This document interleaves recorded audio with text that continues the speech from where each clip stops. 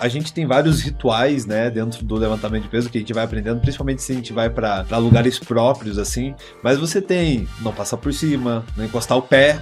Nossa, encostou o pé na barra. Tem gente que já olha virado, não passa na frente quando você tá fazendo o levantamento. Ótimo, outro que eu falo. Esse é um que pra mim, isso tem que ser uma coisa essencial. Todas as turmas, assim, eu sempre falo e repito que enquanto alguém está fazendo, evita passar pela frente, porque você tira o ponto focal da pessoa e aquilo pode fazer ela errar um movimento que, beleza, errou. Mas o pior, pode fazer ela se machucar, ela se frustrar. O fato de você esperar um segundinho, nossa, você já vai poupar um monte de coisa pra quem tá fazendo. Porque a gente sabe que precisa de concentração. Não é porque eu levanto 120 quilos que os 50 eu não vou prestar atenção. Porque eu já me machuquei com 40 quilos, nem com 50. Já me machuquei guardando o peso. Eu tava tão estressado a musculatura que quando eu fui guardar que eu agachei errado, machucou. Eu não acho que a saúde se resuma a isso. A gente usa o nosso corpo pra atingir esses objetivos, mas a gente não quer dizer que o atleta ele tem saúde. Salve, time, tudo em ordem? Hoje eu tô com uma pessoa que eu conheço há bastante tempo e você vê, né, você conhece as pessoas e tal, mas para fazer o estudozinho, para começar a entrevistar ele sobre coisas maravilhosas, e eu não vou falar muito disso porque não é sobre a minha pessoa, é sobre ele. Nós estamos com o Vinícius Queiroz aqui, nosso atleta de pesista, né, LPO, levantamento de peso olímpico. Vinícius eu vou falar que ele é campeão, mas eu acho que ele é mais vezes campeão, tipo bicampeão, tricampeão paranaense, e foi terceiro lugar quando ele era sub-20. Começou no CrossFit, tinha umas questões de peso que não se sentia tão bem, se enveredou pro lado dos esportes de resistência, e vamos conversar com ele sobre isso, que eu já falei demais, e eu quero que ele fale com vocês. Salve, Vini, tudo bom, meu querido? Salve, nego, tudo bom, meu irmão? Maravilha. Obrigado pela apresentação, é isso aí mesmo, né? Legal. Eu sou hoje o quinto melhor do país. Nesse último ano eu consegui essa minha marca, né? Eu tinha conseguido o terceiro lugar na adulta em 2018. Aí eu fui construindo, quando foi meu último ano sub-20. Aí eu entrei pro adulto logo no ano seguinte e eu não consegui ficar entre os top 10. Então eu tive que construir aos pouquinhos. E aí, isso em 2019, eu comecei no adulto, e em 2025 eu consegui ficar entre os 5. Então foi uma jornada aí de 6 anos pra conseguir tá onde eu tô hoje, né? Pô, muito legal. Me conta uma coisa, vamos começar já pelo chute na cara aí.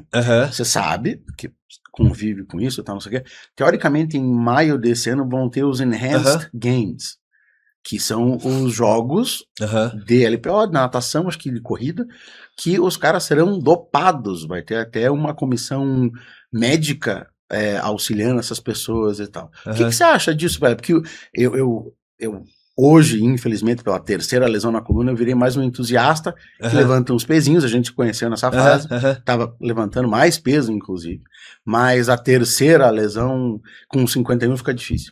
Eu queria saber o que você acha disso, cara, porque infelizmente, eu sou obrigado a falar de pela paixão que eu tenho, mas o nosso esporte tem um pouquinho dessa mancha de, cara, foi pego com doping e tal, queria ver a tua ideia, a tua posição com relação a isso.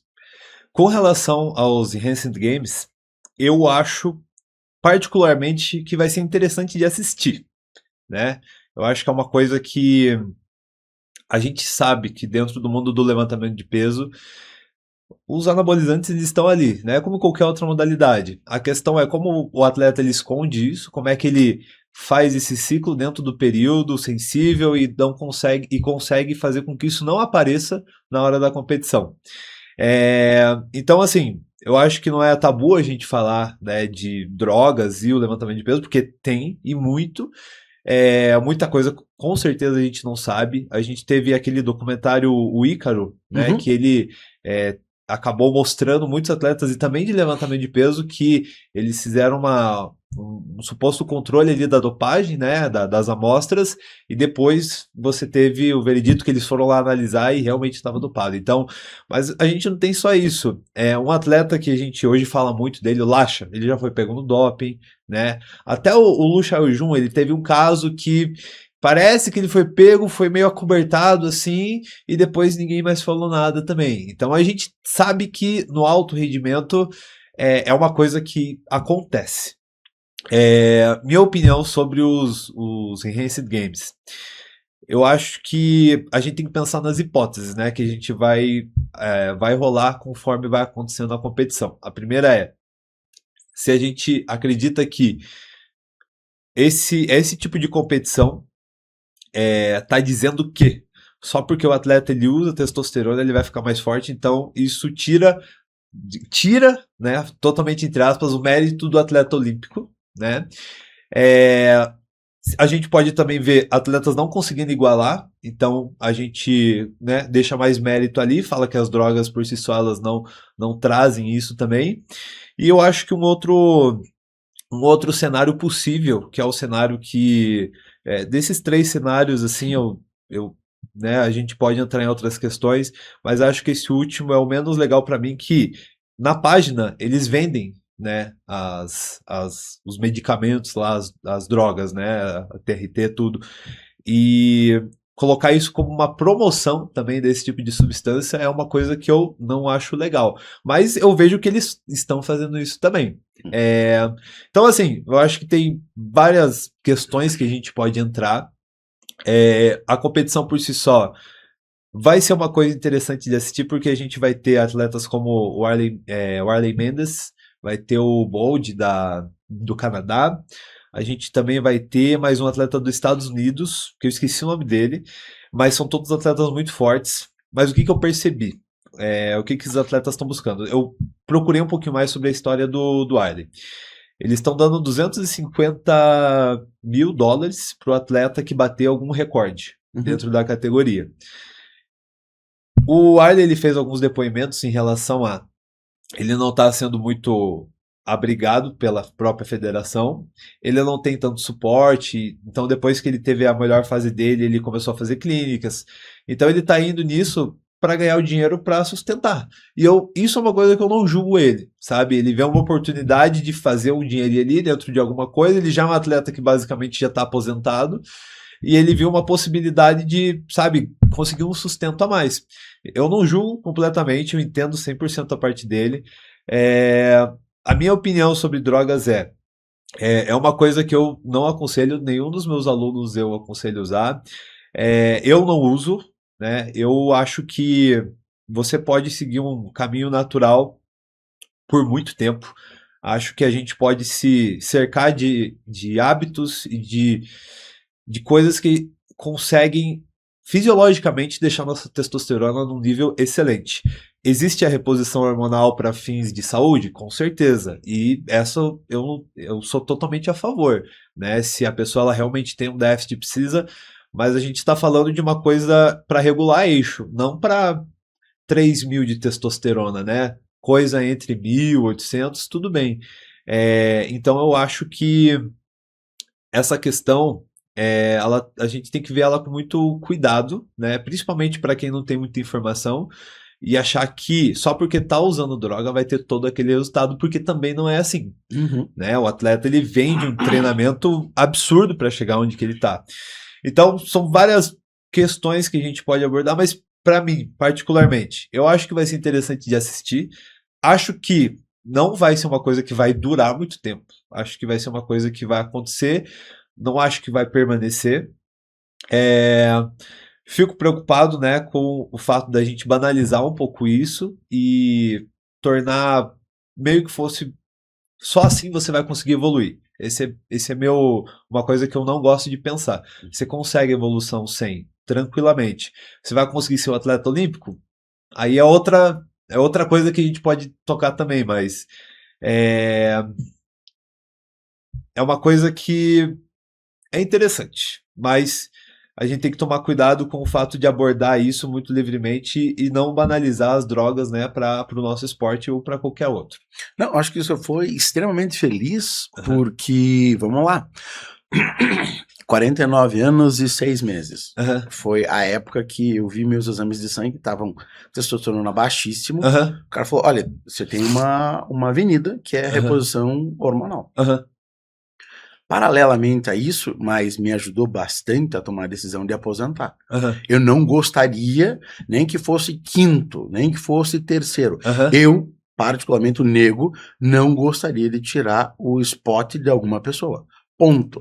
Então, hoje, se vier me perguntar, e é muito engraçado a gente tá falando sobre isso, porque eu tô a fim de trazer o meu médico, que ele fala, não, você não é hormonizado. Você tá fazendo um reajuste no teu eixo. E tem gente que fala, não, você é hormonizado.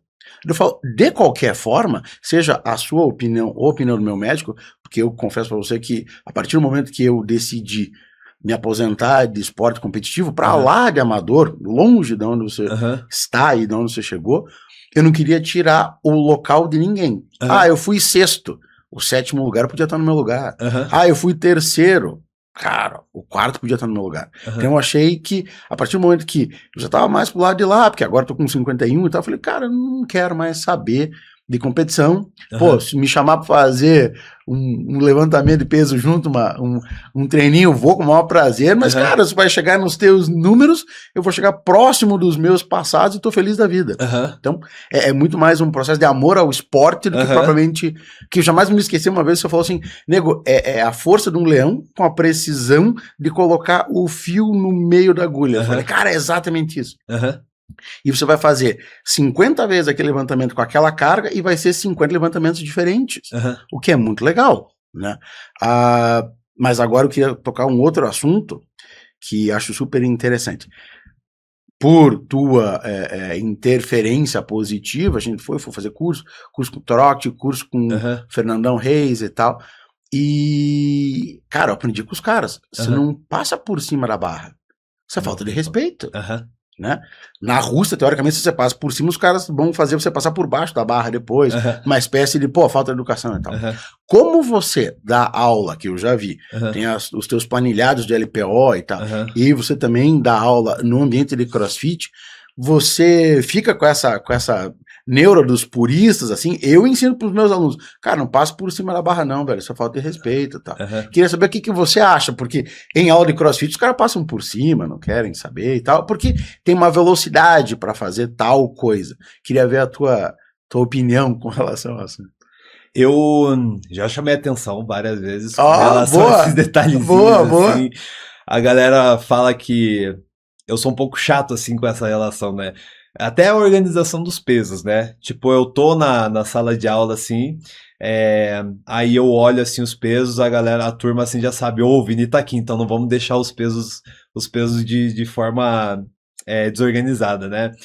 Mas, assim, são pequenos detalhes que eles fazem muita diferença e eu acho que a gente tem que ter um zelo pelo equipamento, né? Um carinho. A gente tem vários rituais, né, dentro do levantamento de peso que a gente vai aprendendo, principalmente se a gente vai para lugares próprios, assim. Mas você tem não passar por cima, não encostar o pé. Nossa, encostou o pé na barra. Tem gente que já olha virado, não passa na frente quando você está fazendo o levantamento. Ótimo, outro que eu falo. Esse é um que, para mim, isso tem que ser uma coisa essencial. Todas as turmas, assim, eu sempre falo e repito que enquanto alguém está fazendo, evita passar pela frente, porque você tira o ponto focal da pessoa e aquilo pode fazer ela errar um movimento que, beleza, errou. Mas o pior, pode fazer ela se machucar, ela se frustrar. Então, o fato de você esperar um segundinho, nossa, você já vai poupar um monte de coisa para quem está fazendo, porque a gente sabe que precisa de concentração. Outras coisas, enquanto está perto também, né, fica conversando, tudo isso a gente precisa... Eu tento colocar isso de uma forma que as pessoas entendam e respeitem mesmo, não uma mandatória, mas você entender que aquilo é importante para o bem-estar e pro andamento e para a segurança de todo mundo, né? Eu acho que é uma questão de respeito. Você não entra num tatame de tênis. Sim. Ué, se você não entra num tatame de tênis, por que você vai tocar com o pé a barra? Outra coisa que eu faço, que eu tenho certeza que você faz, vai bater PR, baixa a música, todo mundo para. Presta atenção no cara. É um alto índice de concentração, porque ele vai tentar 110% dele. Que ele vai tentar subir a marca dele. Então, nada mais do que respeito para fazer isso. É engraçado porque o pessoal de CrossFit às vezes não gosta. Tá todo mundo me olhando. Cara, mas o CrossFit é oriundo de 3 vertentes. Eu, nas 3 vertentes, fui buscar na fonte. Na fonte, você não passa por cima da barra. Não. Na fonte, você não chuta a barra. Ele não chuta, né? Mas você não toca com o pé a barra. Então, teoricamente, você não chuta a barra. Na hora do PR, baixa. Todo mundo presta atenção no cara. Mas aqui, assim... Mas essa é a natureza do esporte da qual você se inseriu. Sim, eu trabalho num lugar que tem um jiu-jitsu em cima. E eu converso muito com o dono, né, o mestre, e eu acho muito interessante a forma como eles lidam nas lutas nessa forma do respeito. Por exemplo, você não entra num tatame de tênis. É inadmissível. Não espere que o mestre ele te veja fazendo esse tipo de coisa. Outra coisa, falar na explicação, né? Tipo, são coisas inadmissíveis. Eu acho que são coisas que a gente pode colocar no nosso esporte, porque esse respeito do treinador, do mestre, como nas lutas, eu acho que é uma coisa muito única que tem no esporte e principalmente nessas modalidades de lutas específicas. E eu acredito que são coisas que a gente pode trazer pro nosso esporte que vão ajudar muito a crescer e ter um andamento melhor. Você vê muita diferença do atleta de CrossFit pro atleta pesista, porque você tem ambos, que eu já dei uma pesquisada. Você vê muita diferença? Eu vejo bastante diferença. Principais. O atleta de cross tende a ter mais vícios de movimento do que o atleta pesista. Por quê? O atleta de cross, geralmente ele aprende o movimento nas aulas de cross. Então, na parte da skill, geralmente é pouco tempo, 15, 20 minutos ali no máximo, e aí você já é colocado a fazer 15, 20, 30 repetições. Então, o que você faz? Você não dá tempo do aluno ele entender o movimento, e aí você faz ele repetir aquele movimento que ele ainda não está entendendo várias vezes.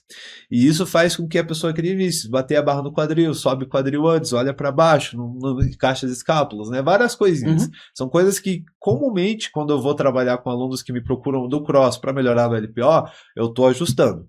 Então a gente faz esse processo, primeiro técnico, para depois vir com mais volume e tudo.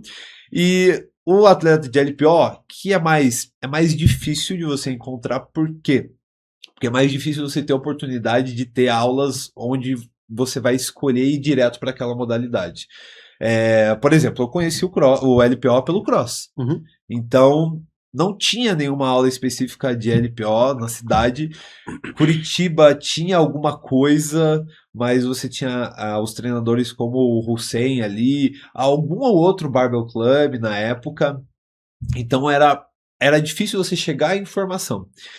Aí, conforme eu vou vendo os meus alunos, alguns que eu tive a possibilidade de criar do zero, eu consegui ver que eles assimilavam melhor a técnica, porque a gente repassava o movimento certo.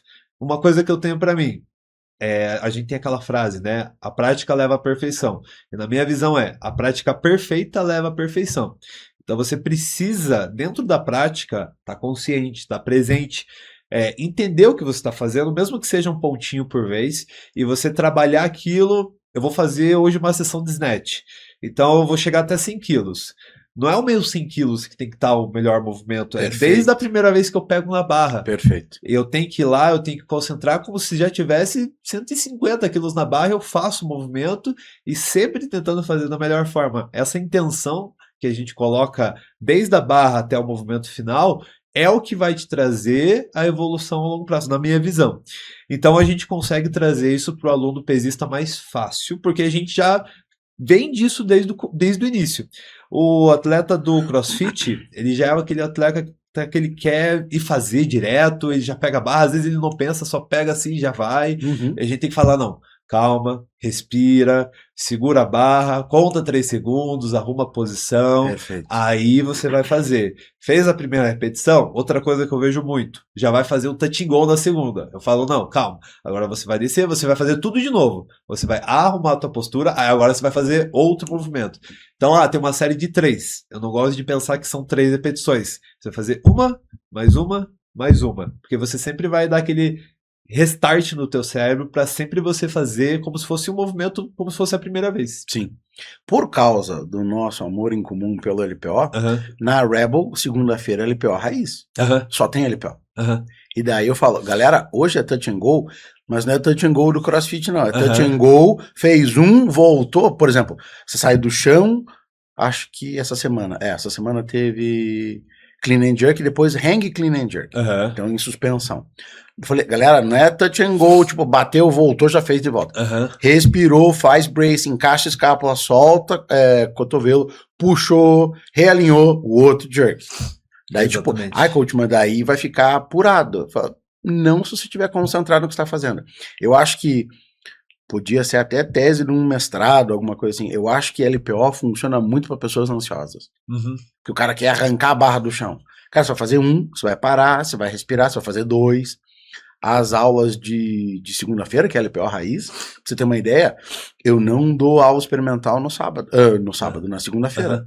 Você tem uma ideia do que é o cross-training. Eu sei que o cross-training é oriundo de 3 vertentes. Eu gosto de trabalhar as 3 vertentes na raiz delas. Então, segunda-feira, infelizmente, não dá pra você fazer, porque você vai ter uma expectativa de alguma coisa que você não vai conseguir fazer. Anilha de madeira, o cara do teu tamanho, que vem da musculação. Mas eu achei que era diferente. Depois de 1, 2, 3 dessa, eu falei, cara, não tem mais aula experimental na segunda-feira, porque o cara vai ter uma expectativa de algo que eu não vou conseguir cumprir. Agora, a longo prazo, e nem a longo prazo, 15 dias dentro do box, o cara fala, esse pessoal é diferente. Que trata na raiz, tal, não sei o quê, porque já ter se lesionado, negócio que eu vou te perguntar agora, já ter se lesionado, você começa a prestar um pouco mais de atenção. Não é porque eu levanto 120 quilos que os 50 eu não vou prestar atenção. Sim. Porque eu já me machuquei com 40 quilos, nem com 50. Já me machuquei guardando peso. Eu tava tão estressado a musculatura que quando eu fui guardar que eu agachei errado, machucou. Teve muita lesão na tua trajetória, Vini? Olha, essa coisa é uma coisa muito engraçada, porque a gente se machuca quando a gente tá zero preparado. É sempre assim. Quando você tá desprevenido. De manhã, caiu a chave assim de casa, você vai lá pegar, nossa, daquele mau jeito. Você vai virar, é assim que acontece, não tem. Mas... Porque quando a gente tá com a carga para fazer, a gente tende a se preparar mais. Então você já deixa teu corpo, você já deixa ali, vou fazer o movimento. Então ele tende a estar mais preparado.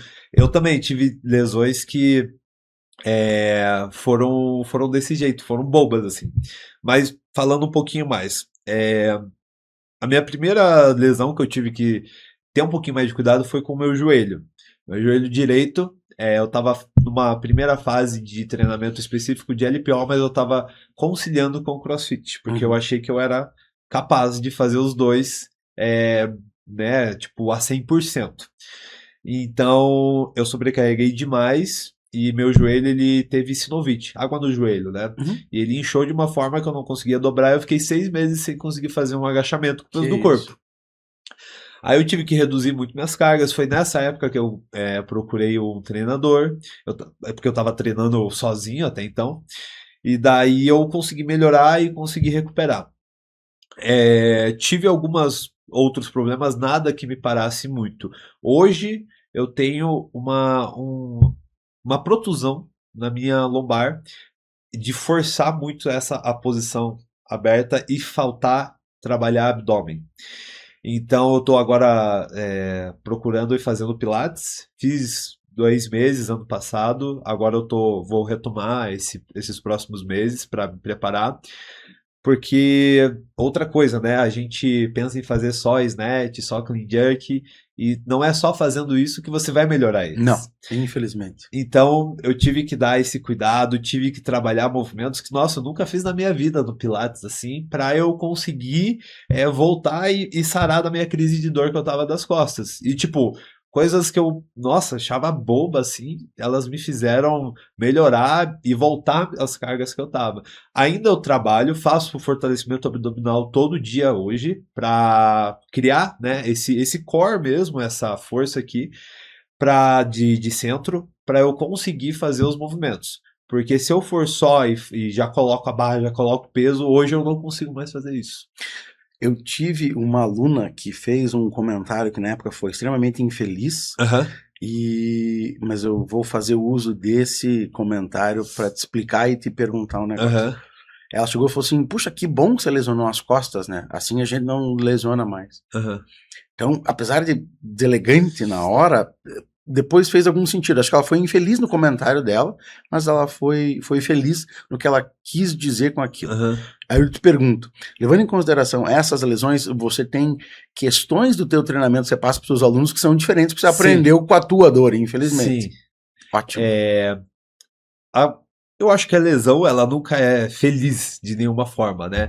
É sempre chato, você tem que, né, voltar, você tem que parar de fazer, às vezes, o que você está fazendo, tem que iniciar o processo. Acho que esse primeiro contato com a lesão, ele é o que mais pode fazer a pessoa entender realmente o que que é a resiliência, dela ter aquilo, voltar, trabalhar e voltar novamente, ou ela ter aquela lesão e falar, não, acho que não é pra mim, então vou parar, vou fazer outra coisa, ou volta meio que de qualquer jeito e não faz o trabalho que tem que fazer para retomar 100%. Então, o que eu vejo hoje que a lesão, ela é um sinal do nosso corpo. Ela é um sinal para dizer que alguma coisa está desequilibrada e você precisa focar um pouquinho mais aqui. E não só focar aqui, eu machuquei minha lombar. Quer dizer que o problema é na lombar? Não, às vezes pode ser que o problema seja no teu tornozelo. Ótimo. E aí você está fazendo um agachamento, só que o teu tornozelo está faltando mobilidade, e aí você está compensando na lombar. E aí apareceu a lesão lá. Então eu acho que, primeira coisa, a gente ter esse conhecimento, a gente tem que procurar muito a fundo. Então é extremamente necessário que você tenha alguém profissional para te ajudar. Um fisioterapeuta, né, um massoterapeuta, alguém que consiga te olhar e falar, ó, vamos começar a ver aqui, vamos começar a ver aqui. Porque às vezes eu já fiz muito isso. Eu tava com dor no joelho, aí trabalhava muito o joelho e piorava. Aí eu comecei a trabalhar fortalecimento de glúteo, comecei a trabalhar outras Olha, coisas, aí foi melhorando. Por quê? Porque eu deixei de dar tensão aqui, deixei de dar estresse e comecei a trabalhar outra coisa que fazia sinergia, e essa outra coisa que foi ficando forte me ajudou com o alvo principal da lesão, né? Então, acho que a gente tem esse viés de achar que onde está a lesão é onde está o problema. Mas nas minhas vivências não é bem assim. Então você ter essa equipe para te ajudar, para mim, tipo, fez 100% de diferença. E garanto que melhorou você como atleta Como e atleta. como técnico. Sim. Porque, tipo, cara, por que que eu tenho esse negócio? Eu na época de triatleta, era reto, você pegava uma régua gigante, era da nuca até o calcanhar.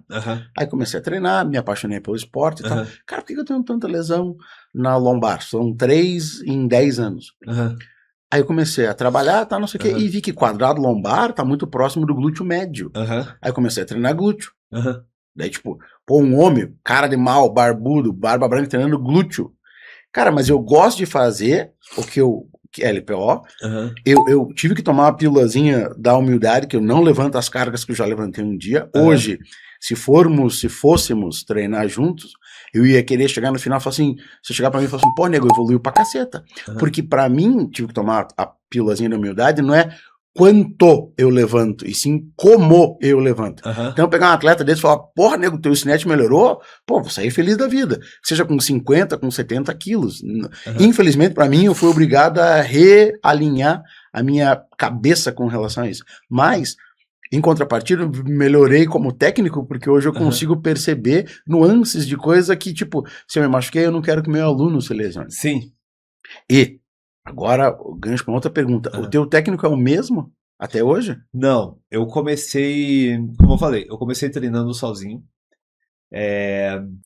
Depois que eu me lesionei, eu falei, tá, agora eu preciso de alguém para me ajudar.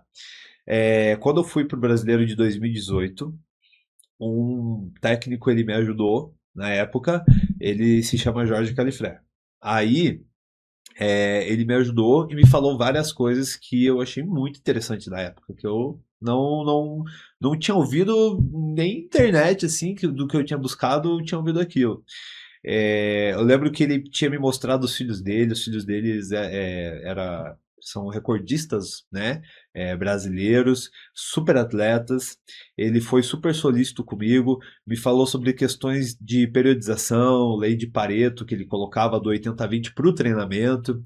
Então, isso me fez ter muito mais vontade e interesse em procurar ele para ser meu treinador, porque foi o primeiro treinador, assim, de verdade mesmo que eu tive contato. E aí eu procurei ele e a gente começou. E aí, desde 2018 até 2023, a gente ficou junto. Então foram 5 anos. 5 anos. Eu comecei ali com uns 80 de snatch, com 100 quilos de clean jerk, e com ele a gente chegou em 120 e 150. Caraca. Então ele foi o treinador que me fez evoluir de uma forma absurda, né? Aí eu parei de treinar com ele em 2023 por motivos de quê? Eu, durante muito tempo, morei com a mãe. Então, eu tive uma rotina meio que do atleta, que eu não precisava muito me preocupar, né, com casa, com as coisas. Então, o dinheiro que eu ganhava do trabalhinho lá que eu ganhava, eu investia no treinador, investia. E nesse mesmo ano eu tive que sair de casa, né? Eu quis construir minha vida, sair de casa. Então a gente começa a selecionar as coisas que realmente financeiramente a gente consegue, né? E nessa seleção eu tive que acabar cortando ele, né? Infelizmente. E daí, depois disso, eu treinei um tempo sozinho e eu fiz uma. E depois eu, com algumas competições que tava acontecendo, eu entrei muito em contato com o Felipe de Maringá e hoje ele é o meu treinador atual. Uhum. Aí ele me prepara, né, para as competições e a gente também tenta tocar o LPO dentro do Paraná de uma forma que ele fique democrático, justo e que a gente consiga espalhar mais a palavra. Então ele tem um trabalho de treinador lá em Maringá, que ele roda muitos atletas, e eu tento trazer isso para Curitiba e rodar esse eixo aqui. Então a gente tenta trazer o Paraná para um patamar maior dentro do LPO brasileiro. Mas você veja que coisa bacana, né? Que nem quando eu me pergunto assim, pô, você treina, tal, que treina, tal, e você treina sozinho? Não, não é uma pessoa que me treina. Pô, mas você não sabe tanto? Sim, mas eu sei tanto a ponto de saber que eu não sei tudo, e mais importante, eu sei o suficiente para saber que tem coisas que eu preciso fazer que eu não gosto de fazer. Exatamente. Daí se alguém coloca lá, nego, você vai fazer, Vini, você vai fazer, que é importante assim, assim, assado, daí você faz. Então, essa ideia, né, muito se fala, hoje com IA eu posso fazer um treino sozinho. Tudo bem.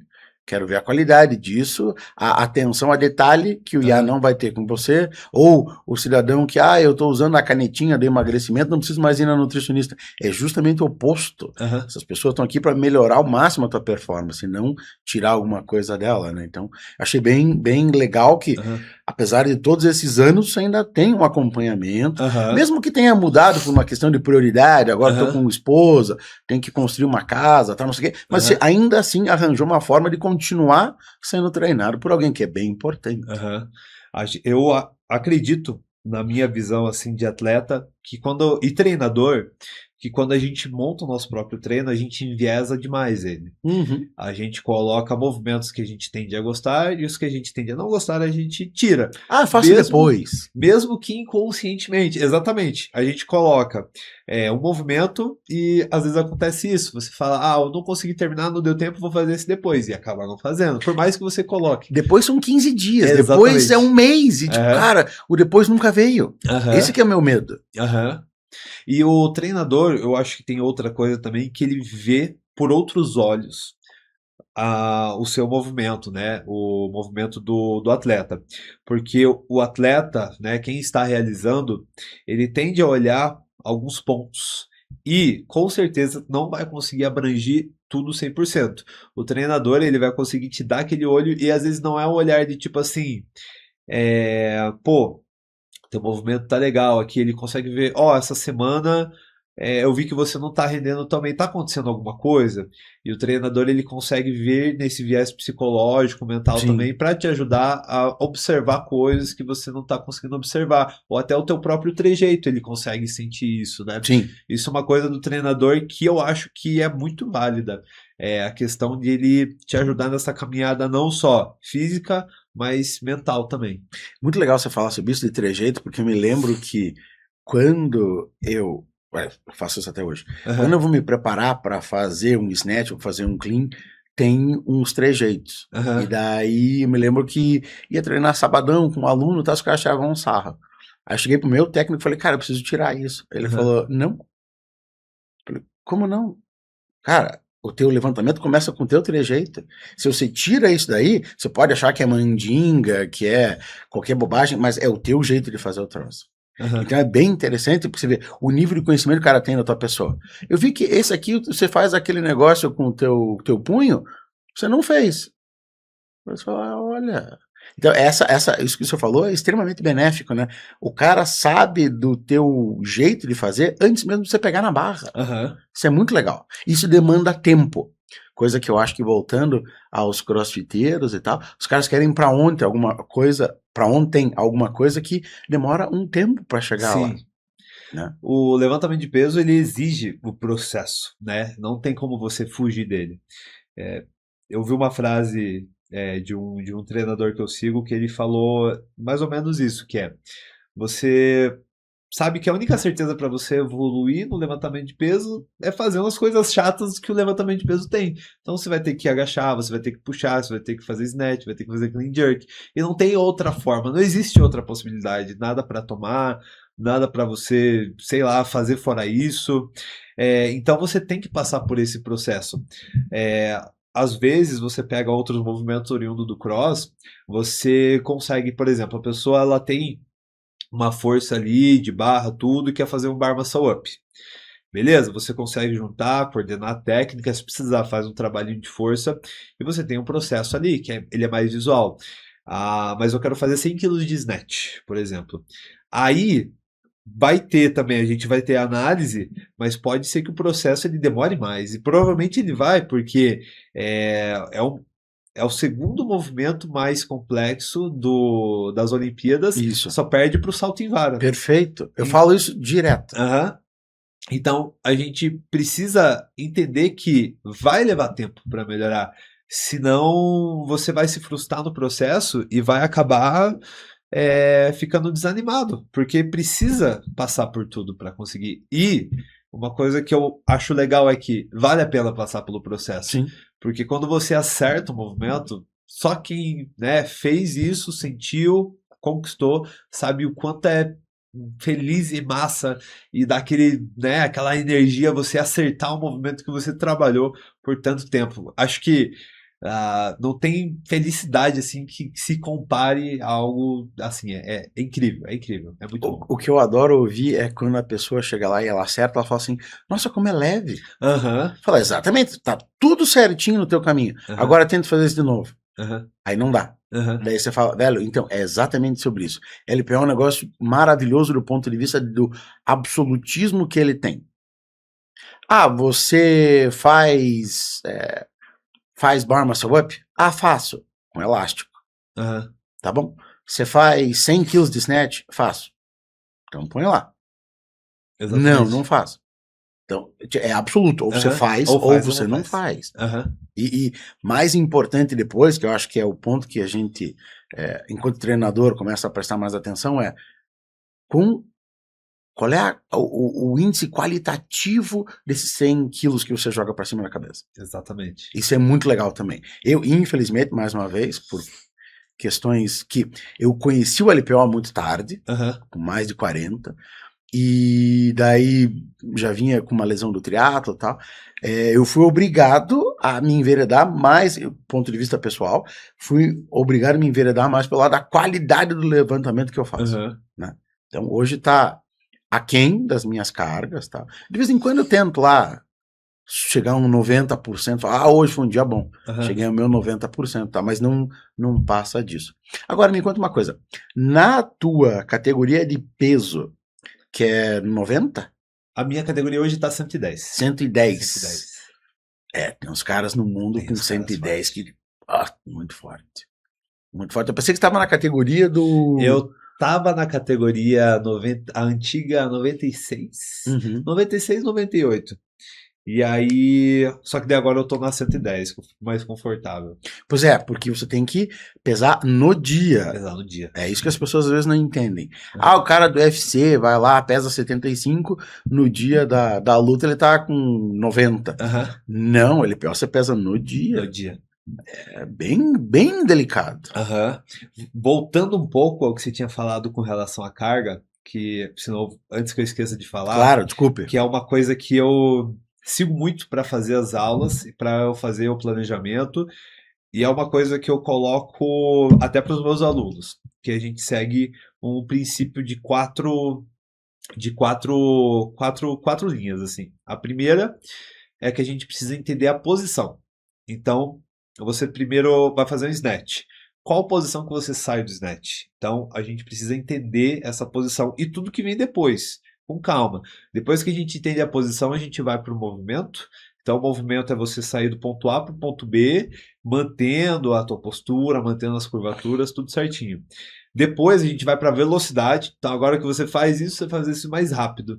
E por último, a gente vai para a carga. Então, a carga é o último detalhe depois que você tem todos os pontos. Então, é posição, movimento, velocidade e carga. Eu sigo sempre esse princípio para as aulas, para explicar para os alunos, para fazer esse processo, né, do levantamento de peso. Acho que ele ajuda muito a dar um norte, até para mim. Às vezes eu não tô conseguindo fazer essa carga aqui. Eu volto, trabalho ali, aí eu retomo outro dia para tentar a carga, mas eu sigo esses princípios daí. Sim, com certeza. Me conta uma coisa, em relação ao, só para o pessoal entender, em relação ao teu PR versus o campeão brasileiro, nós estamos quantos quilos de diferença? Olha, na última competição, que eu fiquei em quinto, eu participei do lado do Matheus Peçanha. O Matheus Peçanha, hoje ele é o recordista do Brasil, né? O brasileiro. É o melhor atleta da categoria, sem dúvidas. Ele é um dos poucos atletas júnior que conseguiu fazer 200 quilos de clean jerk. Caraca. Não vou dizer, eu sei que o Fernando Reis já fez, mas eu não lembro se teve mais. Provavelmente sim. Mas ele foi um dos poucos que conseguiu. Ele, na competição, se eu não me engano, ele fez 170 de snatch e 200 de clean jerk. 200 de clean jerk ele fez em power clean. Caraca. E em push jerk. Porra. Uhum. Isso sub-20.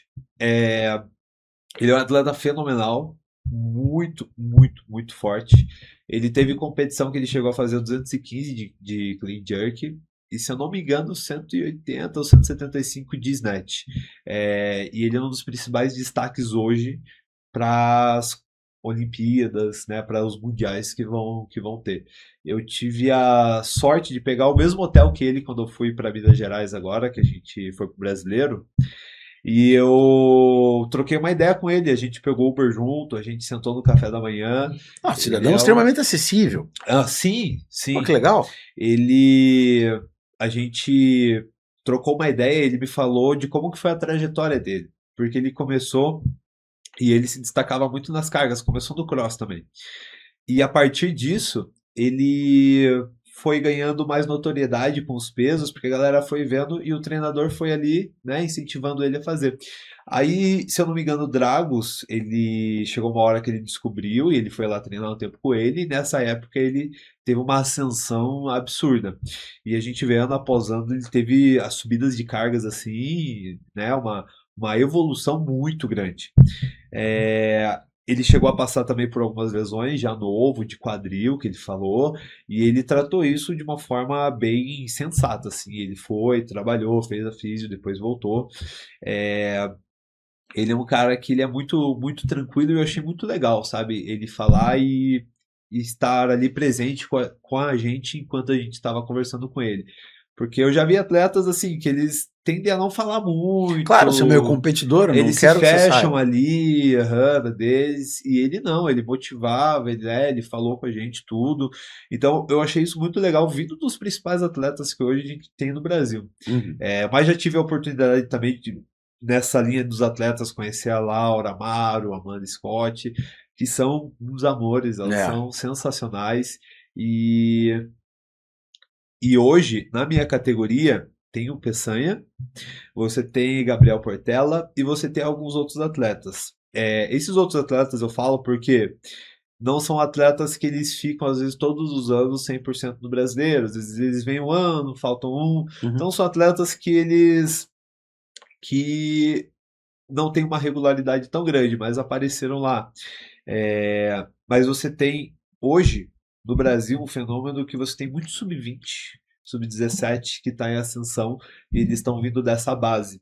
Então eu acredito que a gente vai ver dentro do levantamento de peso, um cenário muito legal de se acompanhar para frente. Porque a gente estava com atletas que eram muito antigos, né, da velha guarda. E a gente ficou um tempo sem ver muito show assim dos atletas lá fora. E eu acho que a gente está numa fase excelente para assistir esses atletas novos.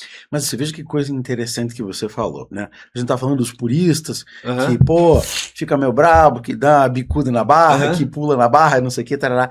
Mas se não fosse, porque veio você, veio o Peçanha, provavelmente mais pessoas, que são mais jovens, inclusive mais jovens do que eu. Se não existisse o CrossFit, talvez essas pessoas não tivessem acesso ao LPO. Se não existisse o CrossFit, talvez essas pessoas não tivessem acesso a movimentos ginásticos um pouquinho mais rudimentares, para depois, quem sabe, ascender para um ginástico artístico e tal. Mas você veja que interessante, né? O que a gente meio que reclama, e eu como transito pelos dois mundos, eu consigo entender. Pô, de fato, chutar a barra, pô, de fato, pular em cima da barra, não é legal. Mas, ao mesmo tempo, se não tivesse essa lupa colocando a lente de aumento em cima de um esporte, talvez a gente não tivesse essa molecada tão talentosa, como você, como o Peçanha, com acesso ao LPO, porque nem sabia que existia isso, né? Antes do CrossFit, você não tinha lugares que tinham uma disponibilidade de uma barra olímpica tão fácil. Era muito difícil. Só em clubes muito específicos ou, tipo assim, uma academia ali que o cara realmente queria ter aquele material. Então era muito difícil. O CrossFit ele fez uma revolução dentro do LPO, porque o LPO ele estava escondido. Ele era totalmente underground, assim. E a partir da imersão do CrossFit, a galera começou a entender o que era o levantamento, ter acesso à barra, aos pesos, e isso fez com que aumentasse muito o número de praticantes. Então eu digo assim, o CrossFit, se não fosse o CrossFit, o LPO não estaria hoje do jeito que ele é. Não teria como ele estar desse jeito, porque muitos atletas, acho que um dos principais atletas que migrou e conseguiu grandes conquistas foi a Betty Rogers, lá dos Estados Unidos. Ela veio 100% do cross, trocou, foi. Outra atleta incrível. Amandinha. Amanda. Nossa, veio do CrossFit. Amanda Scott. A gente tem a Tia Claire. Também. A Tia Claire, ela é do CrossFit, continua sendo, mas ela foi para uma Olimpíada, 2016 no Rio de Janeiro. Então, né, sensacional que um atleta híbrido consiga chegar nesse patamar, que para mim é espetacular. E vários outros casos também, mas o CrossFit ele abriu a porta para o LPO, não tem dúvidas. Agora, pequeno parênteses aqui, que foi divertido, que eu achei que eu estava fazendo alguma coisa certa quando a primeira vez que você foi na Rebel, que você chegou, pô, posso dar uma olhada no espaço? Claro, vamos lá, tá, não sei o quê. O cidadão chegou e falou assim, pra namorada dele na época, né, chegou, olhou, ele tem 2 plataformas. Você lembra disso? Muito massa. Eu falei, olha, alguma coisa certa eu tô fazendo. Que você ficou assim, tipo, olha, tem 2 plataformas. Eu falei, pô, velho, venha treinar aí quando você quiser e tal. Ele me ficou longe pra você na época e tal. Mas foi muito bacana aquele papo.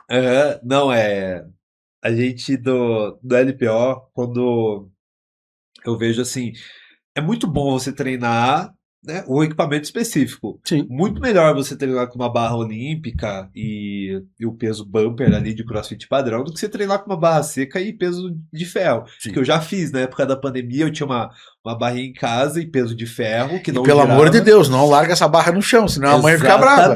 Vai quebrar o piso. E aí eu fazia, tipo assim, mas fazia com peso levíssimo, 5 cada lado, só pra praticar e não perder, Pra né? não perder, lógico. Isso.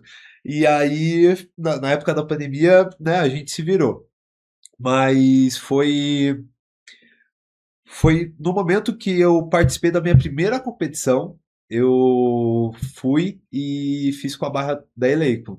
Nossa, é outra coisa. Então, tipo assim, você fazer com a barra, essas barras que a gente tem normal de boxe, peso ali, é uma sensação. Quando você vai pra Eleiko, a sensação é totalmente diferente. Eu não sei nem explicar. Cara, diz que se rala na canela, abre. Tão ranhurada que ela é. Diz que é Por isso que eu olho assim os espaços, eu vejo o pezinho colorido, a barra ali, eu já falo, caraca, que legal, porque é diferente. O peso olímpico, ele é um peso que ele é um pouco mais achatado. Isso, ela não quica tanto. Ela não quica tanto, É porque ela não foi feita para fazer muitas repetições, né? Uhum. É feito para jogar tudo, mas não para fazer muitas. E o peso fica mais pro centro. Quando o peso ele fica mais para a extremidade, que são as bumpers que a gente está acostumado a usar de cross, a barra ela tende a balançar um pouquinho mais. E isso dá a sensação que, principalmente vai fazer um jerk, a barra ela tá mais leve. Só que na verdade você está usando a oscilação da barra para te ajudar a subir e elevar. Quando você tem uma anilha de Eleiko, até, vamos dizer assim, com anilha bumper 140 ela balança. Anilha Eleiko 160 ela tá travada, ela quase não balança. 170 ela começa um balancinho para te ajudar, então demora mais para chegar nisso, porque o peso ele tá mais do centro. A tua sensação de peso na barra, na carga assim do seu corpo é muito maior com uma anilha com peso oficial. Eu não sabia. A sensação de carga assim das máximas, né, ela é um pouco maior. Pelo menos a minha sensação e o que eu vejo dos outros atletas assim comentarem. Olha, o dia que chegar lá, você é a primeira pessoa que vai saber. Mas tá no sonho do velhinho de ter um kitzinho Eleiko. Aí eu falo, Vini, vem aqui, hoje é diferente. Cara, muito legal. É um sonho. Muito legal. Me conta uma coisa pra gente fechar isso daqui. O que é saúde pra você, Vini? Eu vejo saúde como 3 aspectos: corpo, mente e espírito. Acredito que saúde para mim é você estar equilibrado com os 3. Corpo no sentido de você ter autonomia para fazer o que você precisa fazer no teu dia a dia. Mente, de você ter liberdade para você fazer escolhas. E o espírito, né, para você estar bem consigo mesmo, né, e para você entender melhor das coisas da vida. Acredito que esse equilíbrio, para mim, é saúde. Fugindo de linhas padrões estéticos, né, tipo cargas, né, performance, eu não acho que a saúde se resuma a isso. A gente usa o nosso corpo para atingir esses objetivos, mas a gente não quer dizer que o atleta ele tem saúde. Ao mesmo tempo que a gente realizando todos esses feitos, não quer dizer também que a gente fazendo de uma forma que você... Aquela coisa, o fim justifica o meio. Eu não acho que seja assim.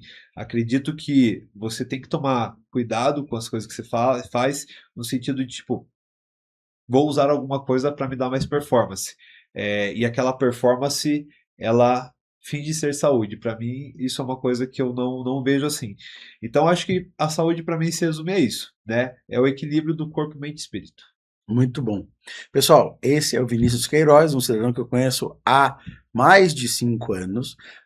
Fazia muito tempo que eu não falava com ele ao vivo, assim, e eu espero que você tenha gostado, porque eu confesso que eu adorei ver a trajetória de um menino que agora tá virando um homem que tá casado, que tá buscando coisas, e a paixão que nos trouxe, que nos fez nos tornarmos amigos, ainda continua igual. Eu venho com as minhas carguinhas aqui e ele, o brabo, quinto, se Deus quiser, daqui a pouco top 3 no Brasil. Amém. E o sonho continua de ir para as Olimpíadas, creio eu. Galera, espero que vocês tenham gostado. Muito obrigado, gente. Obrigado pela presença de todos.